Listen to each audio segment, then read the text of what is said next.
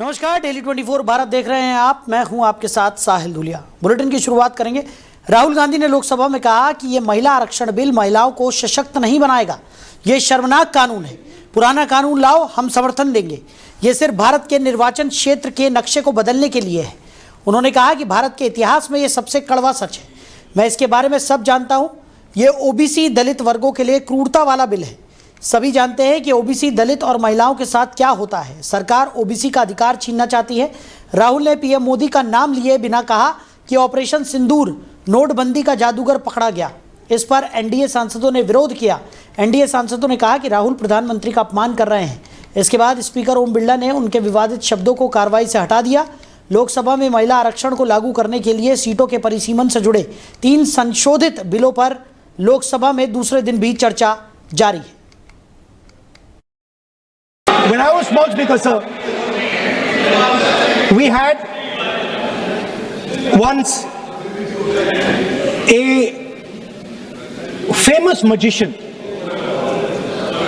who came to do a magic show, and a lot of children went to that show. 300-400 children. I was there. My sister was also there. She's smiling. 300-400 people went to see that show. Fantastic magic show. Rahul ji, आप जादू पूरा उसकी जगह आप bill pay बोल लो। अच्छा रहे। Sir, अच्छा जादू। सर, मैं पेंटिंग बना रहा हूँ सर। सर मैं आपको समझाता हूँ सर। मैं चित्र बनाता हूँ सर। मैं आर्टिस्ट हूँ। मजा लीजिए सर। आप बिल पे बोले सर, अंत में पूरा फिट होगा सर। आपको बहुत अच्छा लगेगा। पूरा अंत में पजल जैसे फिट हो जाएगा। तो ऐसे नहीं चलता संसद है। सुनिए सर, मजा आएगा आप।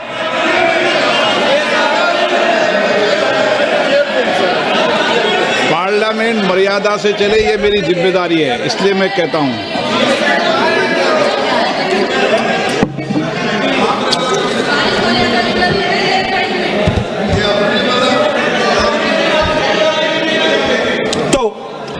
जादू का शो था और वहां पे 300 बच्चे बैठे सर। गार्डन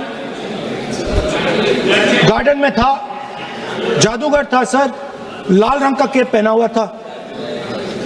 उसके सामने 2-3 मेज़ें, टेबल्स, एक पे वो टोपी, एक पे 2-3 बॉल थी, उसके इंप्लीमेंट्स थे। उसने तो खबर पर ज्यादा चर्चा के लिए हमारे मैनेजिंग एडिटर रमेश ठाकुर जी हमारे साथ जुड़ गए। रमेश जी, लगातार लोकसभा में महिला आरक्षण को लेकर चर्चा देखने को मिल रही है और इस बीच राहुल गांधी ने आज जब अपना वक्तव्य दिया तो सीधे तौर पर न सही लेकिन प्रधानमंत्री नरेंद्र मोदी पर निशाना साधते हुए नजर आए। उन्होंने बिना उनका नाम लिए कह दिया कि ऑपरेशन सिंदूर और नोटबंदी का जो जादूगर था वो पकड़ा गया, जिसके बाद काफ़ी हो हल्ला सदन में देखने को मिला और उनके इस बयान को कार्रवाई से भी हटा दिया गया। कैसे देख रहे हैं? देखिए राहुल, जब भी पार्लियामेंट सेशन में बोलते हैं तो जाहिर सी बात है उसमें सरकार असहज महसूस अपने आप को करती है, क्योंकि वो टाइमलाइन पूरी गिनाने लगते हैं। अब उन्होंने जिक्र किया है कि ये जब चीजें सारी हो रही हैं तो ऐसा डिस्कशन पहले भी हो सकता था, और नोटबंदी को लेके, राफेल को लेके और जीएसटी को लेके, पुलवामा से लेके जितने भी बड़े बड़े कांड हुए हैं इन 12-13 सालों में, तो वो हमेशा से सबका जवाब वो मांगते रहते हैं। उनका कोई भी वक्तव्य आप पार्लियामेंट सेशन में उठा के देख लो तो जब भी कोई अगर ऑपरेशन सिंदूर का नाम लेते हैं, जीएसटी का नाम ले लेते हैं या फिर नोटबंदी वगैरह, नोटबंदी का तो देखो उनके लिए तकिया कलाम हो गया है। जब भी सेशन होता है वो नोटबंदी को कहना, उनके ऊपर कटाक्ष करना नहीं बोलते हैं। लेकिन सरकार है जो सरकार है, वे पिछले किसी मुद्दे पे बात करना ही नहीं चाहती है, इसलिए उनकी बातों का तिरस्कार किया जाता है, वो पास उड़ाया जाता है। अब बात जो जिस मुद्दे को हो रही है महिला आरक्षण को लेके, क्योंकि ये मुद्दा कांग्रेस का रहा है, शुरू से कांग्रेस का रहा है। जब राजीव गांधी हुआ करते थे तब उन्होंने क्लियर कट कह दिया था कि महिलाओं की जो आबादी है और जो भागीदारी है वो पंचायती राज में बढ़नी चाहिए, और उन्होंने उस कानून को लागू भी कर दिया था। फिर ये बात उनकी सरकारें जो आने वाली, चाहे DP सिंह की सरकार हो जाए, नरसिम्हा जी की सरकार हो जाए, चंद्रशेखर की सरकार हो जाए, तो सब सरकारों में ये चीजें बात कही जाती रही है। लेकिन अब क्या हुआ, वो सारी की सारी पुरानी बातें बोल को नए सिरे से प्रधानमंत्री जो 2023 में जिस कानून को लागू कर चुके हैं, बना चुके हैं, उसको दोबारा से नए तरीके से वो लोग फिर पेश कर रहे हैं। तो राहुल गांधी की दिक्कतें और परेशानी यही है कि जो चीजें हो रही है वो सही तरीके से नहीं हो रही है। ट्रैक पे जिस तरीके से लाना चाहिए वैसे सरकार नहीं कर पा रही है। वही सवाल वो पार्लियामेंट सेशन में कर रहे हैं जी। लेकिन अगर बात की जाए तो एक तरफ अगर कांग्रेस का ही ये मुद्दा रहा है, जैसा कि आप कह रहे हैं, और हमें भी याद है कि जिस तरीके से राजीव गांधी ने एक मंच से साफ तौर पर इस बारे में जिक्र किया था और उसके कई वीडियोस भी लगातार अब सोशल मीडिया पर वायरल हो रहे हैं और एक बार फिर चर्चाओं का बाजार भी गर्म नज़र आ रहा है। तो इन तमाम चीज़ों को लेकर अब जो विपक्ष है वो इसका विरोध क्यों कर रही है, ये भी एक बड़ा सवाल है। देखिए, विपक्ष मुझे लग रहा है इस मुद्दे का विरोध नहीं कर रही है, वो सिर्फ टाइमिंग का विरोध कर रही है। टाइमिंग, क्रेडिट, इन दो चीजों का विरोध कर रही है कि जो मुद्दा पहले उठ चुका है, हाँ, और जिसको अमली जामा पहनाया जा चुका है, उसको नए तरीके से पॉलिश करने की क्या जरूरत है। ठीक है, आपकी बात सही है, लेकिन पूरे विपक्ष की अगर हम बात करें तो राहुल गांधी का बयान तो उनसे काफी हद तक अलग नजर आ रहा है। उन्होंने तो साफ तौर पर कह दिया कि मैं इस बिल के बारे में पूरी तरह से सब कुछ जानता हूं, ये ओबीसी, दलित और महिलाओं के साथ एक तरह का अत्याचार उन्होंने करार दिया है। उन्होंने साफ तौर पर कहा कि ये पूरी तरह से कड़वा सच है कि भारत के इतिहास में ओबीसी दलित वर्गों के लिए क्रूरता वाला ये बिल उन्होंने करार दिया। और उन्होंने कहा कि सब जानते हैं कि ओबीसी, दलित और महिलाओं के साथ हमारे देश में क्या होता रहता है। देखिए साहिल, मुझे लग रहा है ये चिंता उनकी नहीं है, ये वाजिब चिंता पूरा देश कर रहा है। कल को परिसीमन हो जाता है, मान लेते हैं, और 33% जो महिलाओं को आरक्षण देने की बात कही जा रही वो भी लागू की जाती है। कल को फिर ऐसा ना हो ये जो पढ़ रहा है वो स्वर्ण महिलाओं की तरफ हो, दलित की तरफ बिल्कुल ना हो, मुस्लिमों की तरफ ना हो। तो महिलाएं ही होती है ना। उनके कहने का मतलब ये है हर वर्ग की महिलाओं को इकट्ठा करके एक मंच पे उनको 33% उनकी जिसकी भागीदारी है और जिसका जितना जनाधार है उस हिसाब से उसको डिस्ट्रीब्यूट किया जाए। ये बात सरकार अभी तक बताई नहीं है। तो इसी बात के लोग के मुझे लग रहा है जो वाजिब चिंता है वो कांग्रेस की तरफ से वाया राहुल गांधी इस बात को लेके आज उन्होंने कोर्ट में सदन में बोल दिया है। अब बात यहाँ से यही नहीं रुकती है, इसके बाद 3-4 चैप्टर और शुरू हो जाते हैं। सरकार को पहले, जैसे मैंने कहा कि एसआईटी कर दिया है, अब सरकार इस बात को लेके मंथन करना शुरू कर देगी। जैसे कल प्रियंका गांधी ने कहा बेशक मेरे भाई का, अपने भाई राहुल गांधी के बारे में कहा कि सरकार और प्रधानमंत्री, गृह मंत्री उनका तिरस्कार करते हो, उपहास उड़ाते हो, लेकिन उनकी बात को रात में जाके जब घर में जाते हैं तो गंभीरता से लेते हैं। ये बात तो उन्होंने कटाक्ष के तौर पे कही है।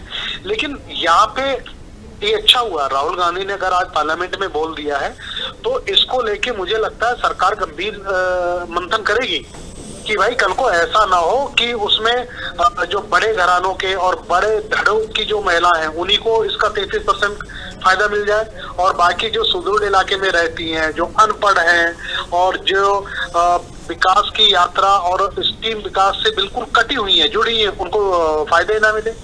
तो ये चीजें होनी चाहिए। इसी बात का स्पष्टीकरण राहुल गांधी प्रधानमंत्री से और सरकार से मांग रहे हैं। चलिए रमेश जी, हमारे साथ जुड़ने के लिए, इस तमाम चर्चा के लिए आपका बहुत शुक्रिया। तो ऑपरेशन सिंदूर, नोटबंदी का जादूगर पकड़ा गया। आज सदन में जैसे ही राहुल गांधी ने अपने वक्तव्य में ये कहा तो जोरदार हंगामा देखने को मिला, जिसके बाद ओम बिरला ने उनके इस बयान को सदन की कार्रवाई से हटवा भी दिया। वहीं हरिवंश नारायण सिंह तीसरी बार राज्यसभा के उपसभापति बने हैं। उन्हें निर्विरोध चुना गया है। विपक्ष की ओर से कोई नाम नहीं आया था। पहली बार किसी मनोनीत सदस्य को राज्यसभा का उपसभापति चुना गया है। हरिवंश के समर्थन में राज्यसभा सचिवालय को 5 प्रस्ताव मिले। सदन के नेता जेपी नड्डा ने पहला प्रस्ताव रखा, जबकि दूसरा प्रस्ताव नितिन नबीन ने दिया। पीएम मोदी ने कहा कि लगातार तीसरी बार उपसभापति चुना जाना इस बात का प्रमाण है कि सदन को आप पर गहरा भरोसा है। बीते समय में आपके अनुभव का सदन को लाभ मिला है। आपने सभी को साथ लेकर चलने की कोशिश की है। हरिवंश का पिछला कार्यकाल 9 अप्रैल को खत्म हुआ था। उनकी पार्टी जेडीयू ने इस बार नाम नहीं दिया था। इसके बाद राष्ट्रपति ने उनका मनोनयन किया और पूर्व सीजेआई रंजन गोगोई के रिटायर होने के बाद सीट खाली हुई थी।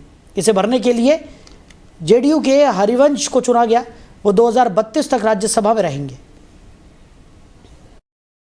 मेरी तरफ से मैं श्रीमान हरिवंश जी को बहुत बहुत बधाई देता हूं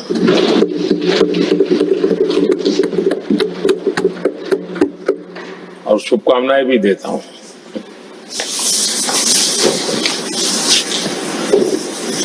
राज्यसभा उपसभापति के रूप में लगातार तीसरी बार निर्वाचित होना, ये अपने आप में इस सदन का आपके प्रति जो गहरा विश्वास है और बीते हुए कालखंड में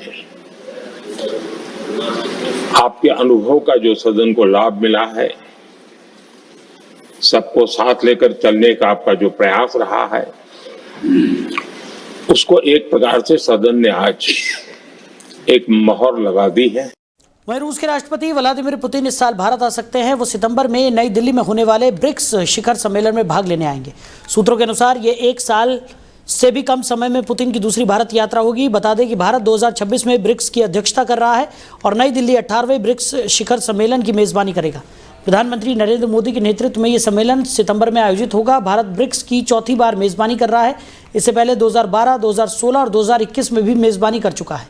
क्रेमलिन के प्रवक्ता दिमित्री पेस्कोव ने कहा कि राष्ट्रपति पुतिन निश्चित रूप से सम्मेलन में शामिल होंगे। भारत ने पुतिन को आधिकारिक निमंत्रण भेजा है और दोनों देशों के बीच कोई बाधा नहीं है।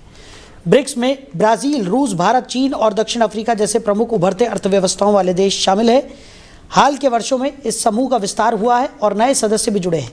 ये मंच वैश्विक आर्थिक सहयोग, व्यापार वृद्धि, बहुपक्षीय सुधारों, ग्लोबल गवर्नेंस और भू राजनीतिक मुद्दों पर चर्चा के लिए महत्वपूर्ण माना जाता है। तो भारत के उपराष्ट्रपति सीपी राधाकृष्णन 2 दिवसीय दौरे पर श्रीलंका जाएंगे। उपराष्ट्रपति का यह 2 दिवसीय दौरा 19 और 20 अप्रैल 2026 को होगा। ये भारत के उपराष्ट्रपति का श्रीलंका का पहला द्विपक्षीय दौरा होगा। अपने दौरे के दौरान उपराष्ट्रपति श्रीलंका के राष्ट्रपति अनुरा कुमारा दिसानायका से मिलेंगे। इसके अलावा वो श्रीलंका के प्रधानमंत्री डॉक्टर हरिनी अमरसूरिया से भी मुलाकात करेंगे। वहीं दूसरे बड़े लोगों और भारतीय समुदाय के नेताओं से भी मिलेंगे। श्रीलंका भारत के विजन महासागर और उसकी नेबरहुड फर्स्ट पॉलिसी में एक अहम साझेदार है। उपराष्ट्रपति का श्रीलंका दौरा दोनों देशों के बीच हाल ही में हुई उच्च स्तरीय मीटिंग के बाद हो रहा है और इससे भारत और श्रीलंका के बीच हजारों साल पुराने लोगों के बीच के संबंध और मजबूत होंगे। बता दें कि पश्चिम एशिया में अमेरिका ईरान संघर्ष की वजह से काफ़ी तनाव का माहौल बना हुआ है। इसकी वजह से तेल के संकट भी मंडरा रहा है। इस बीच पिछले महीने मार्च में भारत ने मदद के लिए श्रीलंका को 38,000 मैट्रिक टन फ्यूल भेजा। वहीं इजराइल और लेबनान के बीच हुए संघर्ष के बाद लागू सीज फायर ने भले ही अस्थायी राहत दी हो, लेकिन ज़मीनी हालात अब भी पूरी तरह से सामान्य नहीं है। दक्षिणी लेबनान में हज़ारों विस्थापित लोग अपने घरों की ओर लौटने लगे हैं, लेकिन ये वापसी राहत से ज़्यादा अनिश्चितता से भरी हुई है। करीब 1.5 महीने तक चले संघर्ष में भारी तबाही हुई। कई घर पूरी तरह से नष्ट हो चुके हैं, जबकि कुछ लोग अपने घरों को रहने लायक हालत में नहीं पा रहे। ऐसे में कई परिवार लौटने के बावजूद स्थायी रूप से वहीं बसने को लेकर हिचकिचा रहे हैं। स्थिति इसलिए और जटिल है क्योंकि सीज फायर पूरी तरह स्थिर नहीं माना जा रहा। लेबनानी सेना ने भी लोगों को सतर्क रहने की सलाह दी है, जबकि इजराइल की सैन्य मौजूदगी और बीच में हमलों की खबरें इस अस्थिरता को और बढ़ा रही हैं। तो विश्लेषण के तौर पर देखें तो ये शांत दिखने वाला संकट है, जहां युद्ध रुका जरूर है, लेकिन ना तो भरोसा लौटा है और ना ही सुरक्षा की गारंटी मिली है। ऐसे में ये वापसी अस्थायी है, स्थायी नहीं। तो इजराइल और लेबनान के बीच सीज फायर पर एमईए के प्रवक्ता रणधीर जायसवाल ने कहा कि हम सीज फायर का स्वागत करते हैं। हम शांति की दिशा में जाने वाले हर कदम का स्वागत करते हैं। हमास पर उन्होंने कहा कि हमारे यहाँ एक प्रक्रिया है और उस प्रक्रिया के तहत इन मुद्दों पर ध्यान दिया जाता है। हमारे कई पड़ोसी देशों की तरफ से अनुरोध आया है कि हम उन्हें ऊर्जा सामग्री उपलब्ध कराएं। कई देशों को हम ऊर्जा सामग्री उपलब्ध करा रहे हैं, लेकिन हमारी अपनी ज़रूरतों को ध्यान में रखकर ये किया जा रहा है। हमने मार्च में बांग्लादेश को 22,000 matric ton high speed diesel दिया। श्रीलंका को हमने पिछले महीने 38,000 मैट्रिक टन पेट्रोलियम प्रोडक्ट भेजे। मैं सीज फायर को लेके मैं ये कहना चाहूँगा कि इस सीज फायर का हम स्वागत करते हैं और सीज फायर ही नहीं, वो हर कदम जो शांति की दिशा में जाता है उसका हम लोग स्वागत करते हैं। जहाँ तक हमास की बात आपने कही और अन्य संस्थाओं की बात कही। इसके बारे में हम लोगों ने यहाँ भी खुलासा किया है कि हमारे यहाँ एक प्रक्रिया है, उस प्रक्रिया के तहत इन मुद्दों पर ध्यान दिया जाता है। मैं सीज फायर को लेके मैं ये कहना चाहूँगा कि सीज फायर का हम स्वागत करते हैं और सीज फायर ही नहीं, वो हर कदम जो शांति की दिशा में जाता है उसका हम लोग स्वागत करते हैं। जहाँ तक हमास की बात आपने कही और अन्य संस्थाओं की बात कही, इसके बारे में हम लोगों ने यहाँ भी खुलासा किया है कि हमारे यहाँ एक प्रक्रिया है, उस प्रक्रिया के तहत इन मुद्दों पर ध्यान दिया जाता है। मैं सीज फायर को लेके वहीं असम के सीएम हिमंत बिस्वा शर्मा की पत्नी रिनिकी को लेकर किए गए प्रेस कॉन्फ्रेंस के मामले में कांग्रेस नेता पवन खेड़ा को सुप्रीम कोर्ट से राहत नहीं है। कोर्ट ने खेड़ा की ट्रांजिट जमानत बढ़ाने की मांग से इनकार कर दिया है। आज सुप्रीम कोर्ट ने पवन खेड़ा की ओर से दायर याचिका पर सुनवाई की।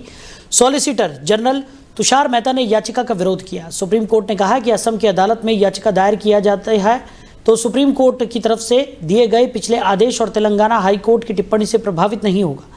सॉलिसिटर जनरल तुषार मेहता ने पवन खेड़ा की ओर से दायर की गई याचिका का विरोध किया। पवन खेड़ा की ओर से पेश वरिष्ठ वकील अभिषेक मनु सिंघवी ने कोर्ट को बताया कि मामले में एक्स पार्टी ऑर्डर पास किया गया है। उन्होंने कहा कि पवन खेड़ा को मिली ट्रांजिट बेल की अवधि खत्म हो रही है। उन्होंने कहा कि इस देश में अनुच्छेद 21 है। उन्होंने कहा कि पवन खेड़ा के आधार कार्ड सहित कई दस्तावेज हैं जिनमें स्थायी पता हैदराबाद का है। वहीं बिहार के पूर्व सीएम और राज्यसभा सांसद नीतीश कुमार को Z+ सुरक्षा दी गई है। यह निर्णय उनके राज्यसभा के लिए निर्वाचित होने के बाद बिहार स्पेशल सिक्योरिटी एक्ट 2000 के तहत लिया गया। पूर्व मुख्यमंत्री नीतीश कुमार को दिल्ली में नया सरकारी बंगला भी मिला है। उन्हें सुनहरी बाग रोड स्थित बंगला नंबर 9 आवंटित किया गया है। ये बंगला आपको बता दें कि नीतीश कुमार को आवंटित कर दिया गया है। इससे पहले नीतीश कुमार को 6 कामराज लेन बंगला आवंटित था। मुख्यमंत्री पद छोड़ने के बाद भी नीतीश कुमार की सुरक्षा घेरे में कोई कमी नहीं की जाएगी और उन्हें देश भर में Z+ श्रेणी की सुरक्षा मिलती रहेगी। गृह विभाग की विशेष शाखा ने इस संबंध में आधिकारिक आदेश जारी कर दिया है। Z+ सुरक्षा भारत में दी जाने वाली सर्वोच्च स्तर की सुरक्षा श्रेणियों में से एक है। वहीं प्रवर्तन निदेशालय की टीम ने पंजाब के कैबिनेट मंत्री और आप नेता संजीव अरोड़ा के लुधियाना स्थित घर पर छापेमारी की। सुबह जब ईडी की टीम मंत्री के आवास पर पहुंची तो वहां सबसे पहले दस्तावेजों की जांच शुरू की गई। सुरक्षा को देखते हुए घर के बाहर केंद्रीय पुलिस बल के जवानों को भी तैनात किया गया। जानकारी के मुताबिक जांच एजेंसी के रडार पर केवल मंत्री संजीव अरोड़ा ही नहीं बल्कि उनके बिजनेस पार्टनर्स भी हैं। ये पूरी कार्रवाई लुधियाना, जालंधर, चंडीगढ़ और गुरुग्राम समेत कुल 13 ठिकानों पर एक साथ की गई। पंजाब के मंत्री संजीव अरोड़ा और सहयोगियों के ठिकानों पर छापेमारी कर पंजाब के मुख्यमंत्री की बात की जाए तो भगवंत मान ने पहली प्रतिक्रिया दी। उन्होंने कहा कि हम ईडी से डरने नहीं वाले। मुख्यमंत्री भगवंत मान ने प्रेस कॉन्फ्रेंस में ईडी की छापेमारी पर कहा कि बीजेपी से वो कहना चाहते हैं कि 2027 के चुनाव की तैयारी करनी है तो जनता के बीच जाओ, ना कि ईडी और अन्य एजेंसियों का इस्तेमाल विरोधी नेताओं के खिलाफ करो। आम आदमी पार्टी के नेता इससे डरने वाले नहीं हैं। पिछले दिनों हमारे पंजाब से राज्यसभा सांसद अशोक मित्तल जी के यहाँ ईडी की रेड हुई। जो लवली यूनिवर्सिटी चलाते हैं वहाँ पे 40,000 के करीब स्टूडेंट जो है वो शिक्षा लेता है। 35 से ज़्यादा कंट्रीज से वहाँ पे स्टूडेंट वह पढ़ने के लिए आते हैं। क्योंकि वो आम आदमी पार्टी के राज्यसभा के सांसद हैं इसलिए अचानक से वो दागी हो गए। आज संजीव अरोड़ा जी के घर पे इस समय ईडी की रेड चल रही है। संजीव अरोड़ा जी हमारे बिजली मंत्री हैं, हमारे लोकल बॉडीज मिनिस्टर हैं। बुरी तरह से उन्होंने बीजेपी को हराया था बाई इलेक्शन में लुधियाना से, तो आज वो भी दागी हो गए। मतलब क्या है? मतलब है बीजेपी द्वारा 2027 के विधानसभा की चुनाव की तैयारी शुरू। ईडी भेजो, इनकम टैक्स भेजो, नोटिस भेजो, डराओ, क्योंकि इनको तो 117 बंदे नहीं मिल रहे। इलेक्शन में इलेक्शन लड़ने के लिए 117 बंदे नहीं मिल रहे बीजेपी को, तो वो कह रही है ईडी भेज के डराओ, जा तो तुम लड़ो ना, जा हमारे वॉशिंग मशीन में से निकलो। तो पंजाब में किसानों का रेल रोको आंदोलन आज स्थगित हो गया है। किसानों ने आज पंजाब में रेलवे ट्रैक पर 3 घंटे के धरने का ऐलान किया था, जिससे रेल सेवाओं के प्रभावित होने की संभावना थी, लेकिन अब इस आंदोलन पर अस्थायी रूप से रोक लगा दी गई है। पंजाब के किसानों ने 17 अप्रैल से रेल रोको आंदोलन की घोषणा की थी। यह आंदोलन 12 बजे से 3 बजे तक होना था। इस दौरान किसानों ने रेलवे ट्रैक पर 3 घंटे धरने पर बैठने का आह्वान किया था। इस दौरान लोगों को डर था कि इससे ट्रेनों के संचालन में परेशानी हो सकती है। ये विरोध प्रदर्शन गेहूं की खरीद में देरी के विरोध में किया जा रहा था और इसे SKM और KMM की तरफ से संयुक्त रूप से बुलाया गया था। हालांकि किसानों ने सरकार को चेतावनी दी है कि अगर उनकी मांगें जल्द पूरी नहीं की गई तो आने वाले दिनों में आंदोलन को और तेज कर दिया जाएगा। वहीं पंजाब सरकार की तरफ से खडूर साहिब से सांसद अमृतपाल सिंह को असम की डिब्रूगढ़ सेंट्रल जेल में ही निरंतर हिरासत में रखने की मांग कर पंजाब हरियाणा हाईकोर्ट ने महत्वपूर्ण अंतरिम आदेश पारित किया। मुख्य न्यायाधीश और जस्टिस संजीव बेरी की खंडपीठ ने सुनवाई के दौरान निर्देश दिया कि NSA के तहत नज़रबंदी खत्म होने के बाद भी अमृतपाल सिंह को डिब्रूगढ़ जेल में ही रखा जाए। मामले की सुनवाई के दौरान पंजाब सरकार की ओर से पेश राज्य के वकील ने अदालत को अवगत कराया कि अमृतपाल सिंह की राष्ट्रीय सुरक्षा कानून के तहत नज़रबंदी 22 अप्रैल को खत्म होने जा रही है। उन्होंने खुफिया एजेंसियों के इनपुट का हवाला देते हुए कहा कि रिहाई की स्थिति में अमृतपाल सिंह कानून व्यवस्था के लिए गंभीर खतरा बन सकते हैं। इसी आधार पर राज्य ने आंदोलन अदालत से अनुरोध किया कि अजनाला कांड से जुड़े विभिन्न FIR मामलों में उनकी हिरासत डिब्रूगढ़ जेल में ही जारी रखने की अनुमति दी जाए।